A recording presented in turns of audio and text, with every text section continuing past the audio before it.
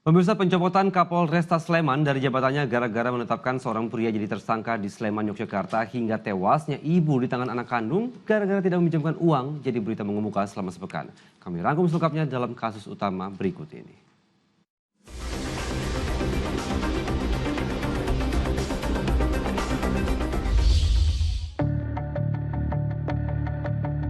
Gara-gara tak diberi pinjaman uang 39 juta rupiah, seorang pria secara keji membunuh ibu kandungnya di Monjok Baru, Mataram, Nusa Tenggara Barat.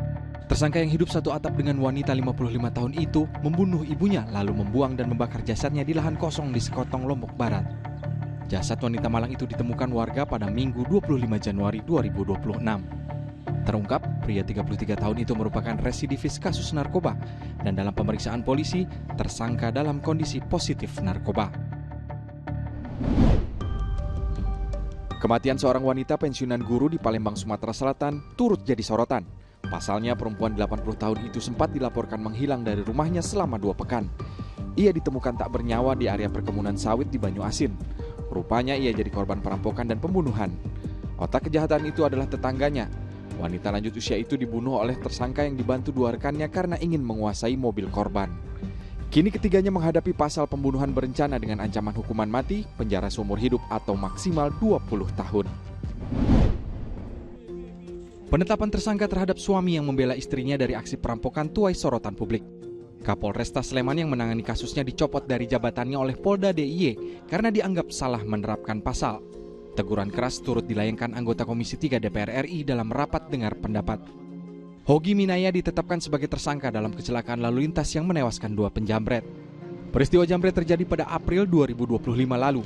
Hogi dituding lalai hingga menyebabkan kecelakaan lalu lintas saat mengejar komplotan jambret menggunakan mobil. Status tersangka Hogi Minaya dipulihkan melalui restoratif justice. Gelang GPS di kaki Hogi juga telah dilepas. 7 hari menghilang bak di telan bumi, seorang perempuan di Muara Enim, Sumatera Selatan ditemukan sudah tak bernyawa di sebuah kebun nanas. Perempuan 52 tahun itu rupanya dibunuh rekan kerjanya di sebuah SPPG. Pelaku menyerahkan diri ke Polsek Ilir Barat 1. Dari pemeriksaan sementara, pelaku berdalih membunuh korban lantaran kerap diganggu dan dirayu. Kini polisi masih mendalami motif dan pengakuan tersangka dengan memeriksa sejumlah saksi. Terlebih, keluarga korban merasa pengakuan tersangka hanya sebagai alibi belaka. Polisi juga mencari keberadaan sepeda motor korban. Jadi busa kan ini? Seorang pedagang es kue di kawasan Utan Panjang, Kemayoran, Jakarta Pusat diinterogasi anggota TNI dan Polri karena diduga menjual makanan dengan bahan pembuatan busa kasur, air dan ditekan mengeluarkan air layaknya busa pencuci piring.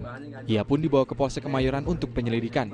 Namun setelah hasil uji laboratorium yang dilakukan aparat Polda Metro Jaya keluar, dipastikan makanan tersebut aman dan layak dikonsumsi. Usai menuai kritik, 2 aparat TNI Polri yang melakukan interogasi pun akhirnya meminta maaf.